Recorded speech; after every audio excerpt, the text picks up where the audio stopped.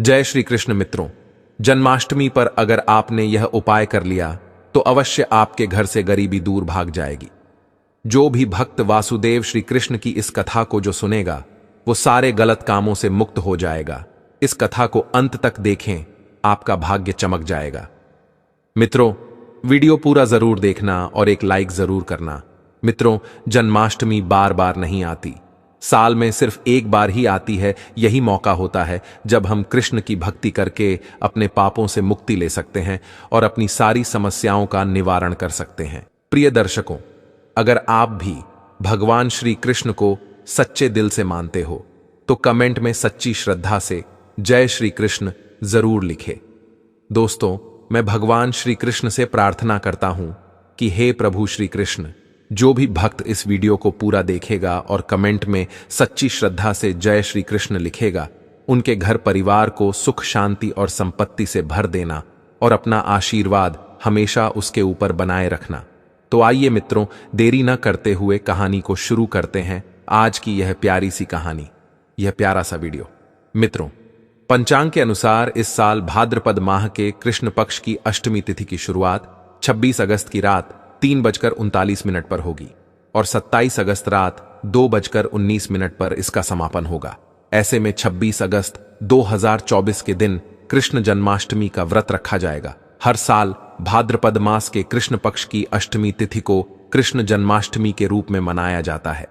मित्रों, द्वापर में श्री कृष्ण परम पुरुषोत्तम वासुदेव का जन्म भाद्रपद की अष्टमी तिथि रोहिणी नक्षत्र और चंद्रमा वृषभ राशि में मध्य रात्रि में हुआ। उनके जन्म लेते ही दिशाएं स्वच्छ व प्रसन्न एवं समस्त पृथ्वी मंगलमय हो गई थीं और भगवान श्री विष्णु के अवतार श्री कृष्ण के प्रकट होते ही जेल की कोठरी में प्रकाश फैल गया। कृष्ण के जन्म दिवस पर स्वर्ग में देवताओं के फूलों की बरसात हुई। मित्रों, जन्माष्टमी व्रत का महत्व शास्त्रों में जन्माष्टमी के व्रत को एकादशी व्रत के समान माना गया है और 100 बार गंगा स्नान करने का जो पुण्य मिलता है वह मात्र जन्माष्टमी का व्रत करने से प्राप्त हो जाता है।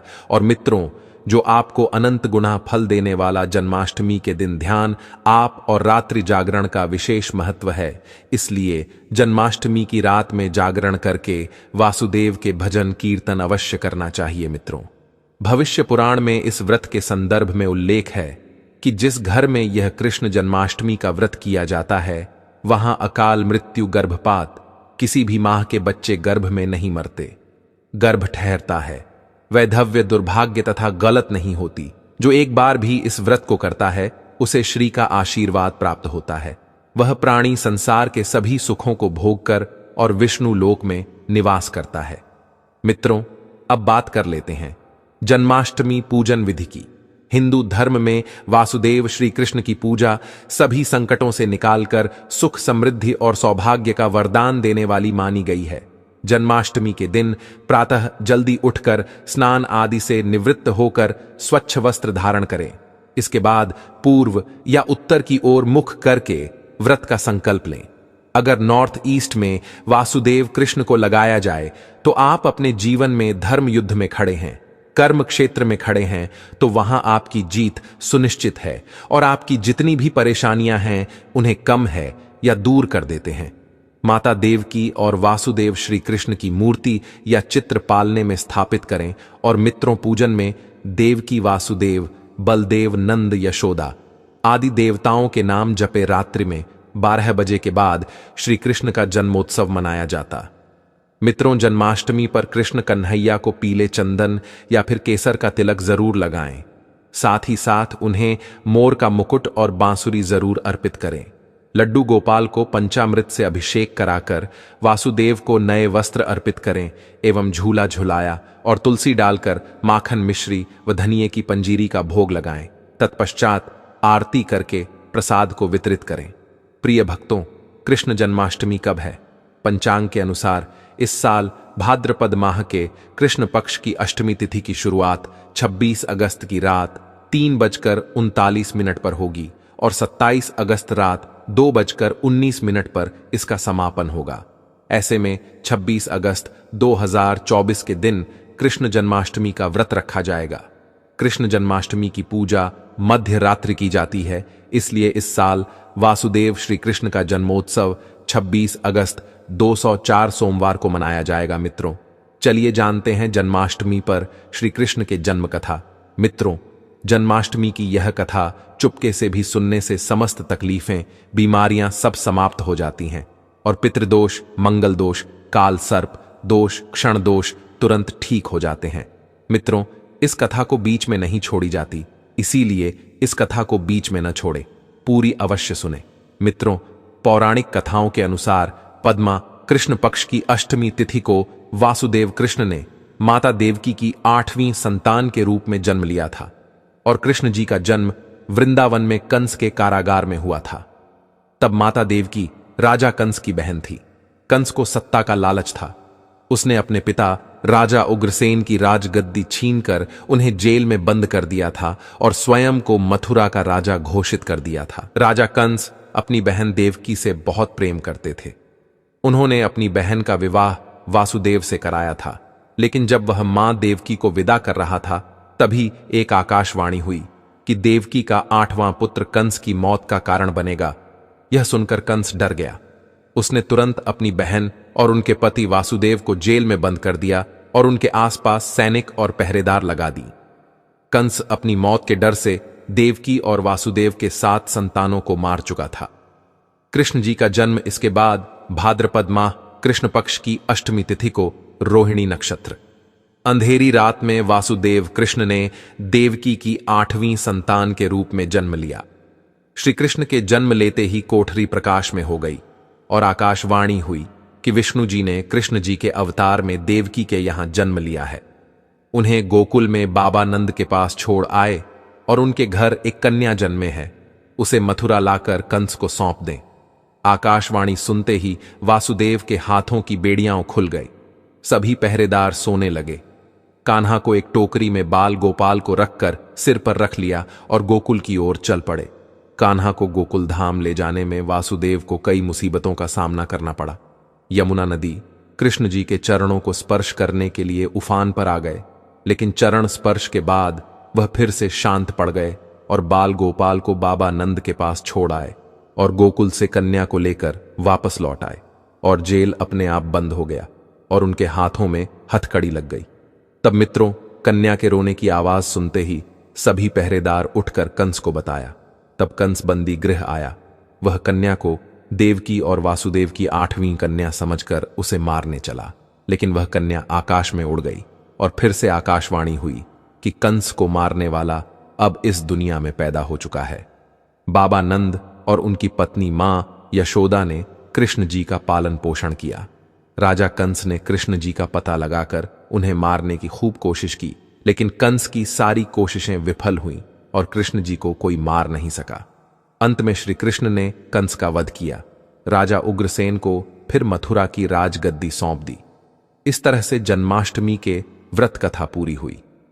मित्रों, आगे बढ़ने से पहले अगर आप भी श्री कृष्ण जी के भक्त हैं तो कमेंट में सच्ची श्रद्धा से जय श्री कृष्ण जरूर लिखें। मित्रों, आप जन्माष्टमी पर भूल कर भी ना करें। ये गलतियां तुलसी को लेकर ना करें। यह गलती जन्माष्टमी के दिन भूलकर भी तुलसी की पत्तियां तोड़ने से बचना चाहिए। दरअसल शास्त्रों में कहा गया है कि कृष्ण वासुदेव कृष्ण के अवतार हैं और उन्हें तुलसी अति प्रिय है। ऐसे में इस दिन तुलसी की पत्तियां नहीं तोड़ना चाहिए। जन्माष्टमी से पहले आप तुलसी तोड़कर रख लें। बिना तुलसी के जन्माष्टमी का पर्व अधूरा है। वासुदेव कृष्ण किसी भी ऐसे भोग को स्वीकार नहीं करते जिसमें तुलसी पत्र न पड़ा हो। ऐसा भोग पाप के समान होता है, जहरीला माना जाता है। और चावल खाना, यह बात तो सभी जानते हैं कि एकादशी के दिन चावल नहीं खाने चाहिए, लेकिन बहुत ही कम लोग जानते हैं कि जन्माष्टमी के दिन भी चावल को खाना वर्जित होता है। मित्रों, चाहे आप व्रत रखें या न रखें, लेकिन जन्माष्टमी के दिन चावल खाना शुभ नहीं माना जाता और तामसिक भोजन जन्माष्टमी के दिन तामसिक भोजन वर्जित माना जाता है। ऐसे में इस दिन मांस, मदिरा, प्याज और लहसुन नहीं खाना चाहिए। मित्रों, इस दिन गलती से भी लहसुन प्याज का खाना कभी मत बनाना, क्योंकि राहु केतु के कारण ही लहसुन प्याज की उत्पत्ति हुई है और वासुदेव, विष्णु और राहु केतु के बीच में भीषण शत्रुता होती है। वासुदेव कृष्ण के लिए सभी भक्त एक समान होते हैं। ऐसे में इस दिन किसी भी व्यक्ति का अनादर करने से बचना चाहिए। एक बार वासुदेव कृष्ण के भक्त ने एक इंसान का अपमान कर दिया था। उसी क्षण वासुदेव कृष्ण ने अपने भक्त को श्राप दिया था, इसीलिए किसी का भी अपमान न करें। और मित्रों, कृष्ण जन्माष्टमी पर भूल से भी जानवर को सताना नहीं चाहिए। पशु वासुदेव कृष्ण को बहुत ही प्रिय है, क्योंकि कृष्ण अवतार में उनका पालन पोषण एक ग्वाले के घर में हुआ था। ऐसे में जन्माष्टमी के दिन किसी भी गौमाता को भूल कर भी नहीं सताना चाहिए। वासुदेव कृष्ण गौमाता को सबसे प्रिय मानते हैं। गौमाता माता को सबसे ज्यादा लगाव करते हैं, इसीलिए गौमाता को इस दिन रोटी फल वगैरह मिठाई अवश्य खिलाएं। और दोस्तों, जन्माष्टमी के दिन केवल सात्विक खाना खाएं। जन्माष्टमी व्रत में दूध और दही जरूरी है। व्रत के दौरान ताजे फलों के शेख, लस्सी, छाछ या दूध का सेवन कर सकते हैं और नारियल पानी पी सकते हैं। जन्माष्टमी के दिन पेड़ों को काटना भी अशुभ माना जाता है। दोस्तों, श्री कृष्ण हर चीज में बसते हैं और हर चीज उनमें बसती है, बल्कि हो सके तो इस दिन ज्यादा से ज्यादा पेड़ लगाने चाहिए। इससे घर और परिवार में सुख और शांति बनी रहती है। वासुदेव कृष्ण सदा पीपल के वृक्ष में रहते हैं। पीपल वृक्ष पर जन्माष्टमी पर जल अवश्य अर्पित करें, इससे वह प्रसन्न जल्दी होते हैं। मित्रों, जन्माष्टमी के दिन ब्रह्मचर्य का पालन करना अनिवार्य होता है। इस दिन पूरे पवित्र मन से वासुदेव की पूजा करनी चाहिए। कम से कम इस दिन पत्नी से दूर रहना चाहिए। जो पति पत्नी जन्माष्टमी पर एक दूसरे से दूर रहते और संयम और नियम का पालन करते हैं, तो उन्हें एक सुशील और सुंदर पुत्र की प्राप्ति होती है। और ऐसे बालक का मुख वासुदेव कृष्ण की तरह होता है और शरीर वासुदेव कृष्ण की तरह कोमल होता है। भक्तों, जो लोग इस दिन व्रत रखते हैं तो उन्हें रात में 12 बजे से पहले अपना व्रत नहीं खोलना चाहिए। उससे पहले व्रत खोलने से पूजा का फल नहीं मिलता है और व्रत भी अधूरा माना जाता है। मित्रों, आप जन्माष्टमी पर करें इन मंत्रों का जाप। वासुदेव कृष्ण की कृपा से आपकी समस्त गरीबी दूर हो जाएगी। आप धनवान हो जाएंगे। आपके घर में राधा रानी की कृपा बरसेगी और माता लक्ष्मी की कृपा बरसेगी। मित्रों, श्री कृष्ण मंत्र ओम नमो भगवते वासुदेवाय, श्री कृष्ण के इस मंत्र का जाप करने से धन धान्य की प्राप्ति होती है। ऐसे में जन्माष्टमी के विशेष अवसर पर इस मंत्र का जाप करने से साधक को शुभ फलों की प्राप्ति होती है। हरे कृष्णा कृष्णा कृष्णा हरे हरे, हरे राम राम राम हरे हरे मंत्र का सुनने से वासुदेव श्री कृष्ण के कान खड़े हो जाते हैं। वह भक्त की पुकार अवश्य सुनते हैं। कम से कम इस मंत्र का जाप 21 बार अवश्य करें, या फिर 108 बार भी आप जाप कर सकते हैं। बहुत ही शुभ माना जाता है। मित्रों, जन्माष्टमी पर जो मनुष्य वासुदेव लड्डू गोपाल को झूला झुलाता है, उसे अनंत काल तक बांझपन का सामना नहीं करना पड़ता है। वासुदेव लड्डू गोपाल की कृपा से ऐसी स्त्री को सुंदर पुत्र की प्राप्ति होती है। मित्रों, जन्माष्टमी पर मोरपंख अवश्य लाएं और मंदिर में स्थापित करें, और वासुदेव कृष्ण की बंसी जन्माष्टमी पर अवश्य लेकर आए। अगर आप व्रत रख रहे हैं तो वासुदेव लड्डू गोपाल के खिलौने आदि जरूर लेकर आना चाहिए। इसे लाना मत भूलना। और जन्माष्टमी पर कौड़ियां आप ला सकते हैं। वासुदेव कृष्ण की स्थापना कर सकते हैं। दोस्तों, इस दिन गलती से भी किसी भी मित्र को गिफ्ट के तौर पर वासुदेव कृष्ण को उपहार में कभी मत देना। इससे घर की लक्ष्मी रुष्ट हो सकती है। और जन्माष्टमी पर सोने, चांदी, तांबा, पीतल की खरीदारी आप कर सकते हैं। बहुत शुभ माना जाता है। जन्माष्टमी पर पालना अवश्य लेकर आना, इसमें लड्डू गोपाल जी झूला झूले। मित्रों, जन्माष्टमी पर तुलसी माता के सामने वासुदेव कृष्ण के 4 नाम जैसे गोपाला, गोविंदा, देवकी नंदन और दामोदर पुकारें, और साथ ही ओम नमो भगवते वासुदेवाय नमः मंत्र का जाप करें। ऐसा करने से सभी समस्याएं दूर हो जाएंगी। माता तुलसी आपके घर को धन धान्य से भर देंगे। जन्माष्टमी के दिन भोग में मक्खन के साथ तुलसी दल जरूर डालें और वह वासुदेव कृष्ण को अर्पित करें। मित्रों, जन्माष्टमी के शुभ अवसर पर नमक का विशेष उपाय अवश्य करना चाहिए। दोस्तों, नमक का यह उपाय करने से आपके समस्त पाप नष्ट हो जाएंगे, गरीबी दूर हो जाएगी, आपकी नौकरी लग जाएगी, और संतान प्राप्ति हेतु व्यापार चलाने के लिए भी यह उपाय जरूर करें। मित्रों, हम भी नमक का यह उपाय जरूर करते हैं। अगर आपने यह उपाय कर लिया तो आपको करोड़पति होने से कोई नहीं रोक पाएगा। वासुदेव कृष्ण का विशेष आशीर्वाद मिलेगा दोस्तों। उपाय है नमक का पैकेट 50 ग्राम, सूखी लाल मिर्च 500 ग्राम, चावल 100 ग्राम, उड़द की दाल 50 ग्राम, आटा और दक्षिणा तथा एक पानी की बोतल और काले तिल। बस इतनी सी सामग्री एक थैली में एकत्रित कर लें मित्रों। उसके बाद किसी भी गरीब बुजुर्ग या गरीब महिला को चुपके से दान देते और पीछे मुड़कर न देखें, घर को वापस चले आए। मित्रों, आप यकीन मानो, गुरु परंपरा से प्राप्त यह माह उपाय आपकी काया पलट कर रख देगा। आपकी दिन दुगनी रात चौगुनी तरक्की करेंगे मित्रों। यह उपाय हम भी जरूर करते हैं। पौराणिक पुस्तक और शास्त्रों में लिखा उपाय आज हम आपको बता रहे हैं। ये उपाय जन्माष्टमी के दिन जरूर करें, आपका भाग्य उदय हो जाएगा दोस्तों। ये उपाय में हर जन्माष्टमी के दिन जरूर करना चाहिए। मित्रों, बात कर लेते हैं कृष्ण जन्माष्टमी पर लड्डू गोपाल की पूजा कैसे करें। वासुदेव श्री कृष्ण के जन्म के बाद प्रभु का अभिषेक किया जाता है। खीर से बाहर निकालने के बाद लड्डू गोपाल का कच्चे दूध, दही, घी, शहद और गंगाजल से अभिषेक करें। इसके बाद किसी साफ कपड़े से वासुदेव प्रभु की मूर्ति को पोंछे और उन्हें वस्त्र पहनाएं।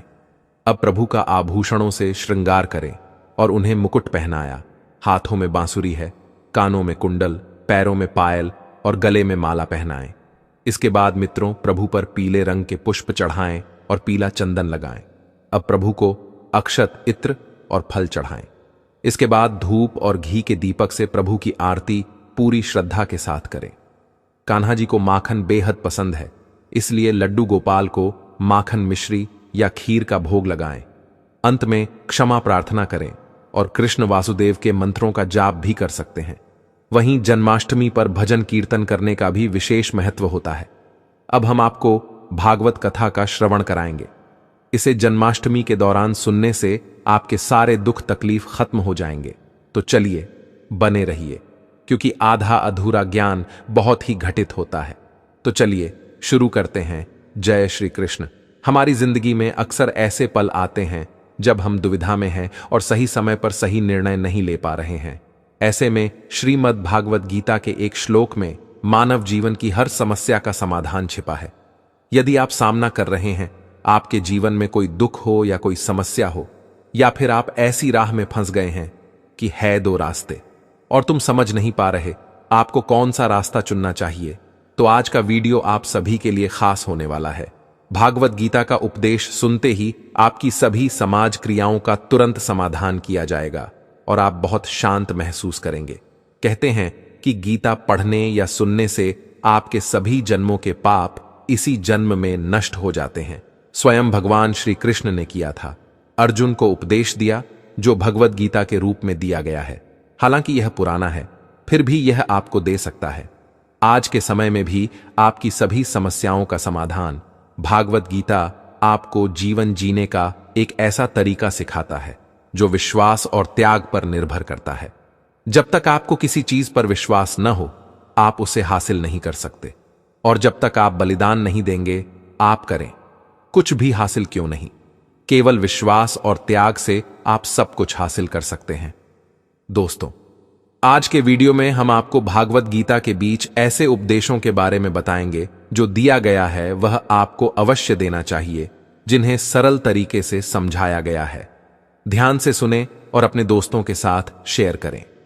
गीता की पहली सलाह है, यह कहावत तो आपने सुनी ही होगी, वह क्रोध भ्रम पैदा करता है, भ्रम पैदा करता है, मन व्याकुल हो जाता है, परेशान हो तो तर्क नष्ट हो जाता है, और जब नष्ट हो जाता है तो व्यक्ति गिरता है। यह बात भगवान श्री कृष्ण ने कही थी। स्वयं ऐसा श्री कृष्ण कहते हैं, क्रोध एक ऐसा जहर है जो इंसान को नहीं मारता, लेकिन यह उसे नष्ट कर देता है। अब आप यही सोचेंगे, गुस्सा किसी इंसान को विलन कैसे बना सकता है? क्योंकि अक्सर जब वह गुस्से में होता है तो वह अपना आपा खो देता है और सामने वाले को ऐसे शब्द बोल देता है जो जहर से कम नहीं लगते हैं। आप में से बहुत सारे लोग होंगे जिन्हें उससे के कारण कई परेशानियों का सामना करना पड़ता है, क्योंकि क्रोध की गर्मी में जिसके कारण व्यक्ति अक्सर दूसरों का ख्याल रखना भूल जाता है, जिससे वह अपने निकटतम रिश्तों को खो देता है। अब सवाल यह है, इस गुस्से की आग को कैसे शांत किया जाए? आइए जानते हैं, कहानी के माध्यम से आपको समझाते हैं। यह एक प्राचीन काल की कहानी है। एक स्त्री थी जिसका प्रवृत्ति बहुत क्रोधित थी। छोटी छोटी बातों पर गुस्सा आना नॉर्मल था। उसके मुंह में जो आता था वह महिला बोल देती थी। इस उग्र स्वभाव के कारण उसका परिवार और पूरा गांव परेशान था। लेकिन जब उसका गुस्सा फूटा था तो शांत नहीं हो पाता था। उसे अपने किए पर पछतावा होता था और वह खुद अपने गुस्से पर काबू पाना चाहती थी, लेकिन उसे सफलता नहीं मिल पाई। इस प्रकार एक दिन उसके गांव में एक संत आए। एक महिला भी आई थी। वह संत से मिले और उन्हें अपनी समस्या बताई और कहा कि मैं नहीं हूं अपने स्वभाव को सुधारने में सक्षम। कृपया मुझे कोई उपाय बताएं जिससे मेरा स्वभाव स्थिर रह सके। संत ने महिला की बातें ध्यान से सुनी। वह समझ गया कि उसकी समस्या कैसी हो सकती है। संत ने हल किया। उन्होंने महिला को एक बोतल दी और कहा कि इसमें एक औषधि है। जब गुस्सा आए तो मुंह से लगाकर इसे धीरे धीरे पिए और मुंह में रखें। जब तक आपका गुस्सा, जब दवा खत्म हो जाए तो आश्रम आ जाना और इसे वापस ले जाना। संत की आज्ञा का पालन करते हुए महिला गुस्सा आने पर वह दवा लेने लगी। एक हफ्ते के अंदर ही उसने गुस्सा कम करना शुरू कर दिया। इससे खुश होकर वह आश्रम में संत से मिलने आई और उसे कहा कि आपकी दवा चमत्कारी है, मेरा गुस्सा कम हो गया है। फिर संत ने उसे बताया कि वास्तव में यह ऐसी कोई दवा नहीं है, बल्कि यह सिर्फ सामान्य पानी है। आपका गुस्सा आने के समय तुम्हें चुप कराना था, इसलिए मैंने तुम्हें चुप करा दिया। यह बोतल आपके मुंह में होने के कारण क्रोध के समय आप कुछ नहीं कह सकती थी। इससे सामने वाले लोग आपकी बातों से बच गए। आपके चुप रहने से मामला ठीक हो रहा है। अब तुम बच गई। तो दोस्तों, जब भी तुम गुस्से में हो, कुछ देर के लिए शांत हो जाओ और चुप रहने की कोशिश करो। इससे आपका गुस्सा शांत हो जाएगा। भागवत गीता का दूसरा उपदेश है देखने का नजरिया। भगवान श्री कृष्ण कहते हैं कि स्थिति को देखने का नजरिया तय होता है। यह हमें बताता है हमारा भविष्य कैसा होगा। लोग जो नकारात्मक सोचते हैं, कई प्रकार से उनके जीवन में परेशानियां बढ़ने लगती हैं। बिल्कुल हमारी जैसी सोच है वह एक जैसी नहीं हो सकती। चीजों को देखने और समझने का हमारा नजरिया एक जैसा नहीं हो सकता। वहां एक वह व्यक्ति जो हमेशा अच्छी बातें सोचता है और कोई है जो उसके मन में हमेशा बुरे विचार आते रहते हैं। इसी प्रकार एक वह व्यक्ति जिसमें कुछ न कुछ अवश्य अच्छाई है, लेकिन कोई तो है जो हर बात में नकारात्मक है। वह सिर्फ कमियां ही बताते हैं। दोनों ही स्थितियों में दो लोग अलग अलग तरह के होते हैं। सोचो कि वह सही है जो सही सोचता है। वह सोचता है कि वह है जो सही सोचता है, और जो गलत सोचता है कि वह भी सही सोच रहा है। लेकिन कहीं ना कहीं दो लोगों में से एक ही सही होता है। आइए मैं आपको एक छोटी सी कहानी के माध्यम से समझाता हूं लोगों और जीवन के प्रति हमारा दृष्टिकोण क्या होना चाहिए। पुराने समय में एक शराबी व्यक्ति के पास दो बेटे थे। उनकी पत्नी की मृत्यु हो गई। जब बच्चे थोड़े बड़े हुए तो वे भी अपने पिता से परेशान रहने लगे। मादक पदार्थों की लत के एक दिन पिता भी मर गया। जब दोनों लड़के बड़े होकर अमीर बने तो बड़ा भाई साहूकार बन गया, लेकिन छोटा भाई पढ़ लिख कर समाज में सम्मानित व्यक्ति बन गया। दोनों भाइयों को देखकर लोग आश्चर्यचकित रह जाते थे कि एक भाई सम्मानित है, लेकिन दूसरा भाई इतना बुद्धिमान और सफल इंसान कैसे बन गया। एक दिन कुछ लोगों ने बड़े भाई से पूछा कि वह दिन भर शराब पीता है और बिना वजह लोगों से झगड़ता है, इसका कारण क्या है जो लोग ऐसे बन जाते हैं। शराबी आदमी ने जवाब दिया कि जो भी आज मैं हूं इसके लिए मेरे पिता जिम्मेदार हैं, और वह पैक बनाते थे। हम शराब पीते थे और घर में झगड़ा करते थे। उन्हें देखकर मैं भी उनके जैसा बन गया। हुए नम छोटे भाई के पास गए और बोले, तुम्हारा बड़ा भाई शराबी है और आप तो कोई काम भी नहीं करते। इन आप सफल हो गए हैं, इसका कारण क्या है। सफल व्यक्ति ने कहा, यही कारण है कि मैं इस पद पर हूं। मैं आज जो हूं अपने पिता की वजह से हूं। यह बातें सुनकर लोगों को बड़ा आश्चर्य हुआ। दोनों लड़कों की अच्छी और बुरी परिस्थितियों के लिए उनके पिता जिम्मेदार होंगे। लोगों ने यह प्रश्न छोटे भाई से पूछा। व्यक्ति ने कहा कि मेरे बड़े भाई ने अपने पिता की बुरी आदतें अपना ली, लेकिन मैंने शुरुआत में बचपन से ही सोच लिया था कि मैं अपने पिता की तरह शराबी नहीं बनना चाहता। मैं ऐसा कुछ नहीं करूंगा जो दूसरों को दुख पहुंचाता है। इसीलिए मैंने कड़ी मेहनत से पढ़ाई की और आज मैं सफल हुए। दोस्तों, हमें यदि कुछ करना है तो परिस्थितियों को सकारात्मक सोच के साथ देखना चाहिए। सोचोगे तो अच्छा होगा। वे जो लोग नकारात्मक सोचते हैं उनके जीवन में परेशानियां बनी रहती हैं। अगर आप दूसरों की गलतियों से सीखें और सकारात्मक सोच के साथ आगे बढ़े, आप ऐसा करेंगे तो सफलता अवश्य मिलती है। भागवत गीता का तीसरा उपदेश है मन पर नियंत्रण। भगवान श्री कृष्ण के इस उपदेश में यह है मन को नियंत्रित करने के बारे में बताया, क्योंकि मन चंचल है लेकिन वह हमारे वश में है और उचित के साथ हमारी अद्वितीय शक्ति है, जिसके प्रयोग से हम किसी भी बाधा को दूर कर सकते हैं। आपके जीवन में अच्छाई पैदा करने के लिए आपका दिमाग सबसे महत्वपूर्ण है, लेकिन अगर इसका सही तरीके से इस्तेमाल नहीं किया जाए तो यह आपके जीवन की सबसे विनाशकारी शक्ति भी हो सकती है। आपका मन, विशेषकर आपका विचार, आपके जीवन को प्रभावित करते हैं और इसीलिए जीवन को ठीक से जीने के लिए हमें यह करना होगा, हमारे दिमाग पर पूरा प्रभाव भागवत का लाना होगा। भागवत गीता में भगवान श्री कृष्ण कहते हैं कि मन की चंचलता उसका स्वभाव है। हमारा दिमाग ऐसा महसूस करता है कि अगर यह अलग अलग चीजों के बारे में सोचता रहता है तो ये हमें हर मुश्किल से बचाएगा, लेकिन ऐसा नहीं होता। हम अपने जीवन का बहुत सा समय बिताते हैं सोच और चिंता। आपके साथ क्या हुआ उसे बता सकते हैं। आप मेढक को भी कह सकते हैं, पानी देखते ही कूद पड़ते हैं, उछलते नहीं। हमारे मन में भी कुछ ऐसा ही होता है। जीवन में जो भी घटित होता है, अच्छा या बुरा, इस पर हमारा मन काम करने लगता है। काम से मेरा मतलब है चिंता, परेशान होना कोई बुरी बात नहीं है और मन भरा हुआ है।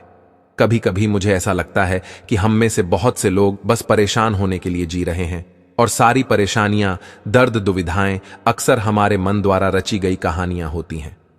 ध्यान रखें कि आपकी परेशानियां सिर्फ आपकी हैं। यह दिमाग की एक स्थिति। इससे छुटकारा पाने के लिए आपके मन को शांत रखकर सही उपायों पर काम करना होगा। अगर आप चाहते हैं तब आपका मन शांत रहेगा। मैं आपको एक कहानी के माध्यम से समझाऊंगा। एक व्यापारी के पास बहुत पैसे थे, उसके पास धन था, लेकिन फिर भी उसके पास मन की शांति नहीं थी।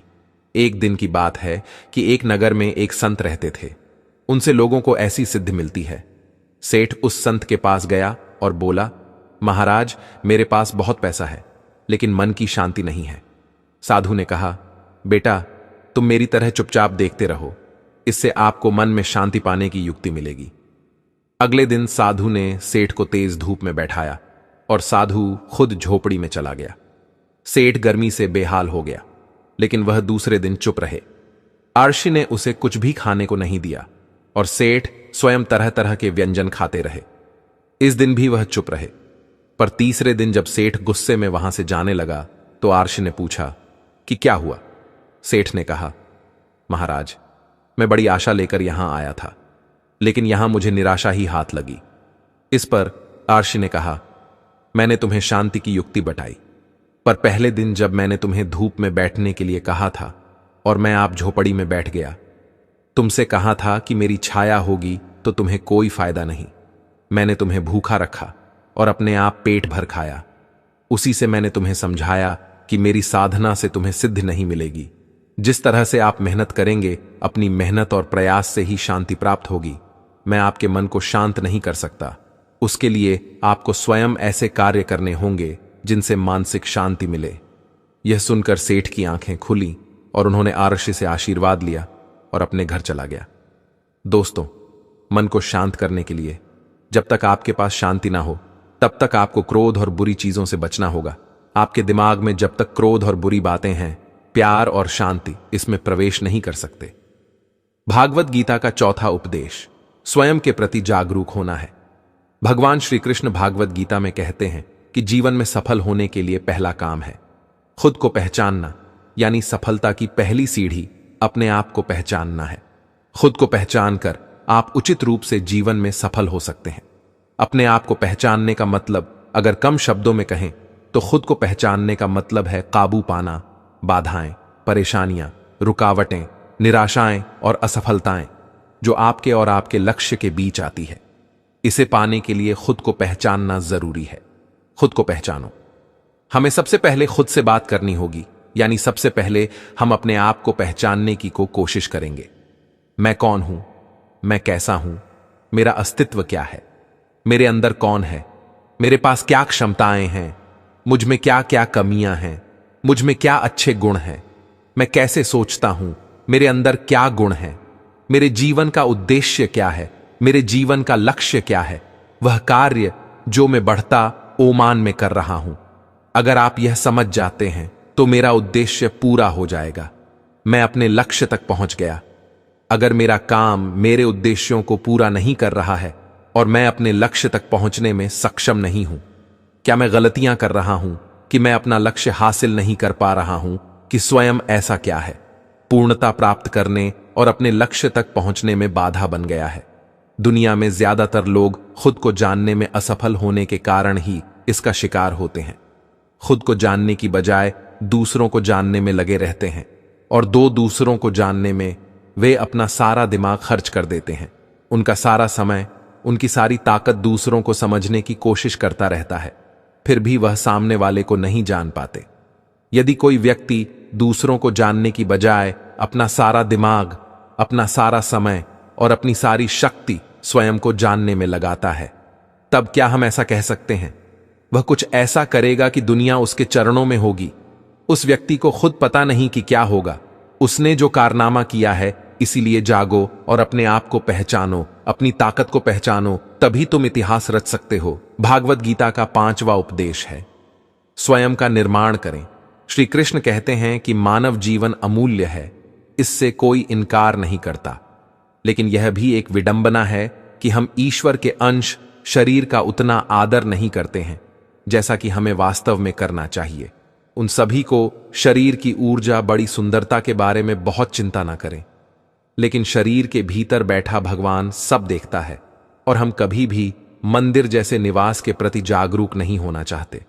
इसीलिए हम पागल बने रहते हैं, जो भौतिक सुख दुख के चक्र में उलझा हुआ और अपने ही विकास के प्रति लापरवाह बने रहते हैं, जिसके परिणाम न केवल हम पर असर डालते हैं बल्कि हमारा परिवार, समाज, राष्ट्र और पूरा विश्व भी हमें कोसता ही होगा। किसी न किसी रूप में कष्ट उठाना ही होगा। अगर हम आज की सबसे बड़ी जरूरत की बात करें, जैसे स्वयं का निर्माण करना है, हमें विचार करना होगा अपना निर्माण कैसे करें। भगवान ने हमें सर्वश्रेष्ठ बनाया, बस इसे स्वीकार कर लेने से हम सर्वश्रेष्ठ नहीं बन गए हैं। हमें अपने विचारों, शब्दों और कर्मों से बेहतर बनना होगा। जब तक हम स्वयं को ईश्वर की एक इकाई नहीं मानते, हमारा या आपका कुछ भला नहीं हो सकता। हमें अपने शरीर रूपी मंदिर को महत्व देना चाहिए और उसके भीतर बैठा हुआ जीवित तत्व, इसकी स्वच्छता और इसके प्रति हमें इसे कायम रखना होगा। समर्पण की भावना से हमें बाहरी विकास से ज्यादा अपने विकास की चिंता करनी होगी। इसके लिए हमें करना होगा केवल अच्छे और सकारात्मक बिंदुओं पर ध्यान दें। हम दूसरों की भी मदद करेंगे। अपने आप को, हम सभी को अच्छे गुणों पर ध्यान देना होगा। हम सब हैं सर्वशक्तिमान ईश्वर के बच्चे। सभी गुण सर्वशक्तिमान ईश्वर के हैं। हमारे भीतर उन शक्तियों का सदुपयोग करके हम अपना निर्माण कर सकते हैं और खुद को खूबसूरत बनाने के साथ साथ मदद भी कर सकते हैं। हमारा परिवार, समाज, राष्ट्र और संपूर्ण सृष्टि है, यह हमें मानना होगा। आज हमारे जीवन में आत्मनिर्माण की पहली सुबह होगी और सबसे पहले अपने स्वयं के निर्माण के लिए प्रयास करें। मेरा विश्वास करो, असंभव का विचार ही संभव की राह में सबसे बड़ी बाधा है। इसलिए ताला लगा दीजिए, असंभव को संभव बना। ओ स्मरण करो, मंत्र का जाप करो। आपकी पहचान आप नहीं, आपका व्यक्तित्व है। आपके व्यक्तित्व को रेखांकित करने वाला है, इसके लिए कोई दूसरा नहीं है। भागवत गीता का 6वां उपदेश है, कर्म करो, परिणाम की चिंता मत करो। श्री कृष्ण ने इसका महत्व बताया है भागवत गीता में। कर्म परिणाम और परिणाम के बीच संबंध समझाते हुए कहते हैं कि हमें काम करना चाहिए, लेकिन करना चाहिए, परिणाम की चिंता नहीं करनी चाहिए। इसका अर्थ यह है क्योंकि हम हमारे कार्यों के परिणाम की भविष्यवाणी कर सकते हैं, लेकिन परिणाम निश्चित होते हैं। इसलिए नतीजों की चिंता मत करो और इसकी वजह से हमें बहुत कुछ झेलना पड़ता है। चिंता और तनाव। श्री कृष्ण इससे भी आगे बढ़कर कहते हैं कि अपना काम करना हमारा कर्तव्य है, लेकिन हमें कर्म फल के बंधन से मुक्त होकर अपना कर्म करना चाहिए। हम अपने कर्मों के फल की चिंता करके अपना कर्तव्य नहीं निभाते हैं। भगवान श्री कृष्ण कहते हैं कि जब हम कम करते हैं, हमें अपने कर्तव्य के प्रति उत्साह और दृढ़ संकल्प रखना चाहिए, जो सफल जीवन के लिए आवश्यक है। मैं आपको बताऊंगा, यह एक कहानी के माध्यम से मैं स्पष्ट कर दूं कि एक राजा था जो अपनी प्रजा का बहुत ख्याल रखता था। वह अपनी प्रजा के बीच जाते हैं और उनकी समस्याएं सुनने की कोशिश करते हैं, उनकी समस्याओं का समाधान करते हैं। इसीलिए उनकी कर्तव्य परायणता की खबर दूर दूर तक फैल गई। एक बार जब राजा अपने राज्य में भ्रमण पर थे, उनके कुर्ते का एक बटन टूट गया। यह देखकर राजा ने तुरंत अपने मंत्री को बुलाया और आदेश दिया, गांव से किसी अच्छे दर्जी को बुलाओ और उसके कुर्ते के बर्तन को ठीक करो। यह सुनकर महर्षि ने गांव में दर्जी की खोज शुरू कर दी। संयोगवश उन्हें एक दर्जी भी मिल गया। गांव में उसकी एक छोटी सी दुकान थी। वाह! दर्जी शीघ्र ही राजा के पास लाया गया। राजा ने दर्जी से पूछा कि क्या तुम दर्जी हो और बटन सिलना न जानते हो? उनके कुर्ते के बर्तन टूटे हुए थे। दर्जी ने कहा, हां, यह तो बहुत आसान काम है। दर्जी ने अपने बैग से धागा निकाला और कुर्ते का बटन लगा दिया। राजा बहुत खुश हुआ और उससे पूछा, उसे कितने पैसे देने चाहिए? इस पर दर्जी बोला, कितने पैसा दोगे? मैं इसे नहीं ले सकता। इस पर राजा ने कहा कि वह अवश्य इसका भुगतान करेंगे। दर्जी ने सोचा कि उसने तो बस धागा डाला, तो मैं इसके लिए 2 रुपए मांगूंगा। फिर दर्जी ने सोचा कि राजा शायद ऐसा सोचेगा, 2 रुपए में इतना काम होता है तो गांव वालों से कितना पैसा मिलेगा। यह सब सोचते हुए दर्जी ने कहा कि वह जो देना चाहे दे सकते हैं, वह ले लेगा। यह सुनकर राजा ने उन्हें उनकी क्षमता के अनुसार 2 गांव देने का निर्णय लिया। राजा ने कहा कि समाज में उनका रुतबा कम नहीं होना चाहिए, इसलिए उन्होंने यह आदेश दिया। दर्जी ने मन में सोचा कि वह तो 2 रुपए मांग रहा है और वह 2 गांवों का स्वामी बन गया।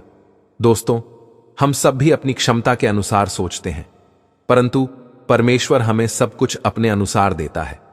हम भगवान से कई बार कम मांगते हैं, हमें उसका 2 गुना मिलता है। अपनी क्षमता के आधार पर कुछ अच्छा और बढ़ा देता है भगवान। इसीलिए श्री कृष्ण ने गीता में कहा है कि कर्म करो, फल की चिंता मत करो, और यही इस कहानी का सार भी है।